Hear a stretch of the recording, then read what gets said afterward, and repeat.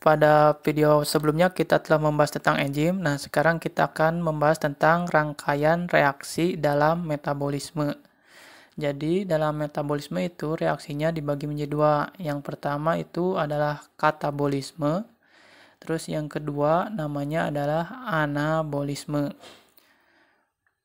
Nah, yang katabolisme ini biasa disebut dengan istilah disasimilasi. Nah, sementara itu yang anabolisme biasa disebut dengan istilah asimilasi. Nah, ciri-cirinya apa nih? Katabolisme bagaimana dan anabolisme bagaimana ciri-cirinya? Nah, yang pertama, ciri katabolisme yaitu merupakan reaksi penguraian dari senyawa kompleks jadi senyawa yang sederhana. Nah, sementara itu yang anabolisme kebalikan dari katabolisme. Nah, dia itu reaksi pembentukan senyawa yang sederhana menjadi senyawa yang kompleks. Nah, jadi seperti itu. Jadi katabolisme dan anabolisme itu saling bertolak belakang atau kebalikannya. Nah, terus ciri yang kedua itu kalau katabolisme dia reaksi pembebasan energi. Biasanya disebut juga dengan reaksi eksoterm. Nah, sementara itu yang anabolisme kebalikan dari katabolisme.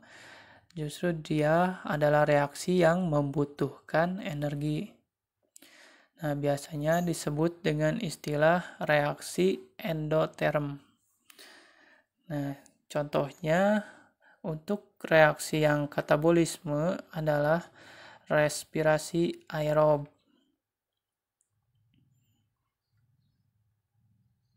Yaitu reaksi antara glukosa dengan oksigen menghasilkan karbon dioksida dan uap air. Nah, reaksi ini membebaskan energi dalam bentuk ATP. Nah, sementara itu yang anabolisme contohnya adalah reaksi fotosintesis. Di mana bentuk reaksinya adalah karbon dioksida ditambah dengan uap air yang membutuhkan energi dalam bentuk ATP menghasilkan glukosa ditambah dengan oksigen. Ya, antara katabolisme dan anabolisme itu adalah kebalikannya, di mana kedua reaksi ini merupakan bagian dari rangkaian reaksi dalam proses metabolisme. Oke, tadi kan sudah dijelaskan kalau salah satu rangkaian reaksi dalam metabolisme itu adalah katabolisme, di mana contoh dari katabolisme itu adalah respirasi aerob. Nah, respirasi aerob itu glukosa bereaksi dengan oksigen, menghasilkan karbon dioksida dan uap air dan membebaskan ATP atau energi. Nah, tahapannya sebenarnya yang pertama itu proses yang terjadi adalah glikolisis. Nah, glikolisis ini terjadi di sitoplasma atau sitosol. Reaksi pas di glikolisis ini penguraian glukosa untuk menjadi 2 NADH ditambah dengan 2 asam piruvat ditambah dengan 2 ATP. Nah, jadi yang pertama di tahap glikolisis ini menghasilkan 2 ATP. Dari proses glikolisis ini, asam piruvat ini bakalan masuk ke tahap selanjutnya, yaitu tahap kedua, yaitu proses dekarboksilasi oksidatif. Di tahap ini, 2 asam piruvat itu bakalan direaksikan menghasilkan 2 molekul asetil-CoA ditambah 2 NADH dan 2 molekul karbon dioksida.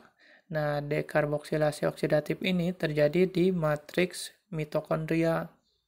Terus tahap selanjutnya dalam respirasi aerob, terakhir kita dekarboksilasi oksidatif. Nah, sekarang tahap 3 yaitu tahap siklus Krebs.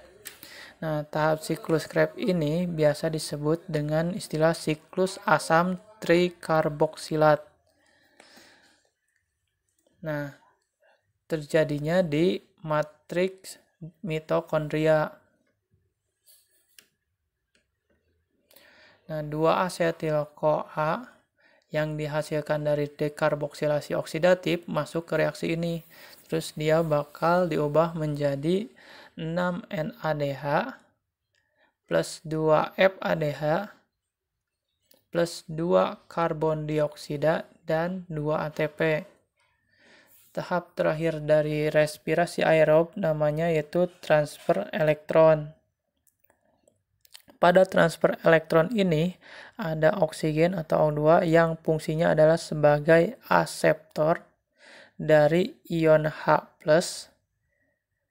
yang berasal dari NADH dan FADH2.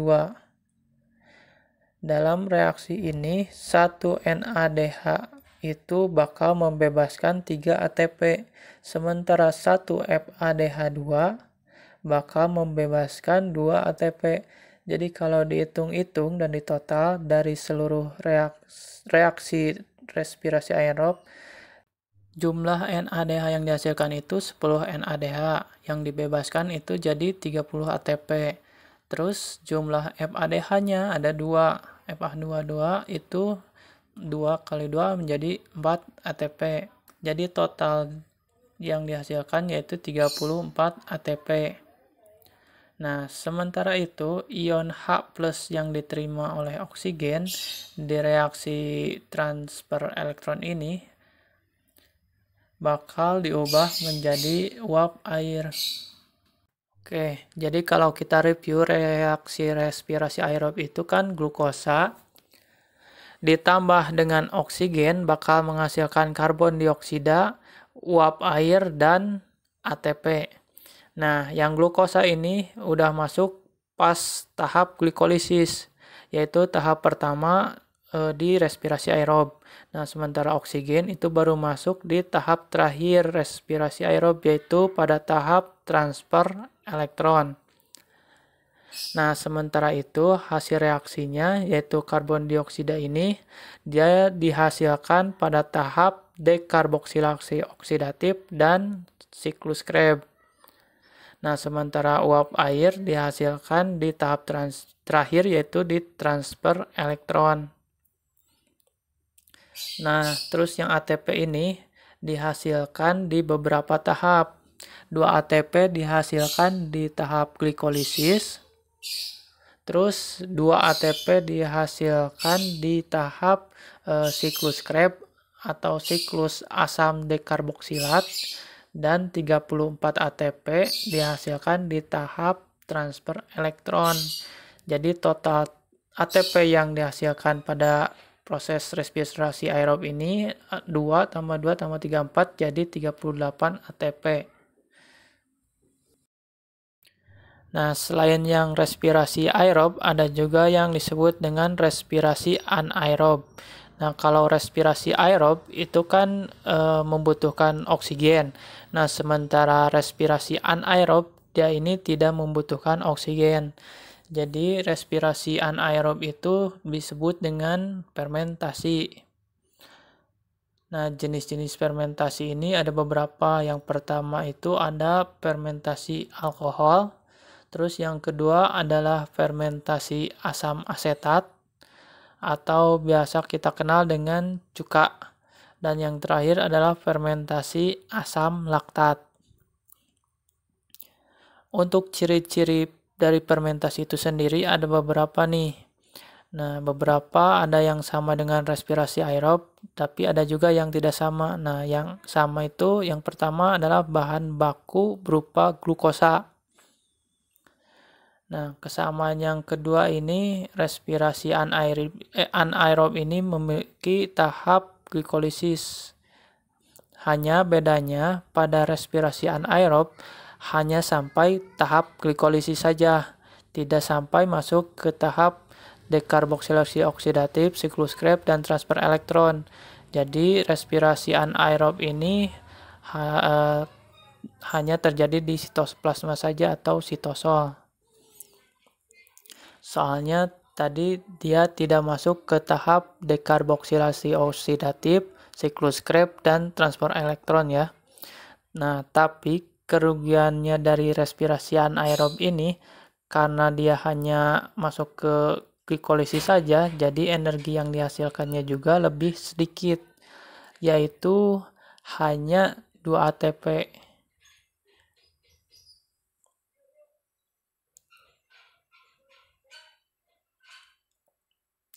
Nah, dan yang terakhir kerugiannya adalah dihasilkan senyawa toksik atau beracun yang bisa berbahaya buat si sel. Nah, kalau reaksinya sendiri untuk fermentasi alkohol, jadi bahan bakunya kan glukosa. Nah, glukosa ini melalui proses glikolisis akan diubah menjadi 2 asam piruvat dan 2 NADH dan 2 ATP. Terus si asam piruvat ini sama enzim piruvat dekarboksilase bakal diubah menjadi asetildehid sama karbon dioksida. Tapi di sini asetildehid di sini merupakan senyawa antara doang. Karena asetildehid ini akan diubah dengan enzim yang namanya alkohol dehidrogenase, terus diubahnya menjadi etanol. Ini adalah hasil akhir dari fermentasi alkohol. Jadi fermentasi alkohol itu satu molekul glukosa yang bereaksi akan menghasilkan etanol sama karbon dioksida dan 2 ATP. Sementara itu, untuk fermentasi asam asetat atau fermentasi cuka, itu adalah dari etanol yang dioksidasi atau didadahkan dengan oksigen, dia akan menghasilkan asam asetat sama uap air atau H2O. Nah, selanjutnya adalah fermentasi asam laktat.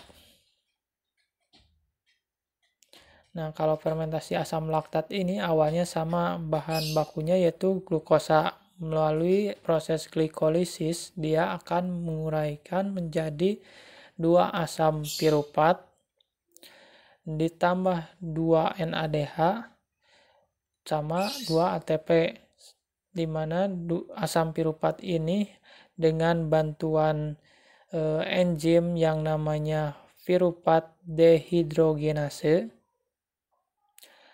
bakal diubah menjadi asam laktat. Jadi hasil akhir dari fermentasi asam laktat itu ya asam laktat ini. Nah, sekarang contoh-contoh organisme apa saja yang melakukan fermentasi. Nah, yang pertama itu fermentasi alkohol. Nah, fermentasi alkohol itu biasanya dilakukan oleh tumbuhan dan fungi atau jamur. Nah, terus untuk fermentasi asam asetat atau fermentasi cuka itu biasanya dilakukan oleh fungi atau jamur dan bakteri. Dan yang terakhir adalah fermentasi asam laktat, itu biasanya dilakukan oleh hewan dan manusia. Nah, contoh fermentasi asam laktat ini pada aktivitas fungsi otot.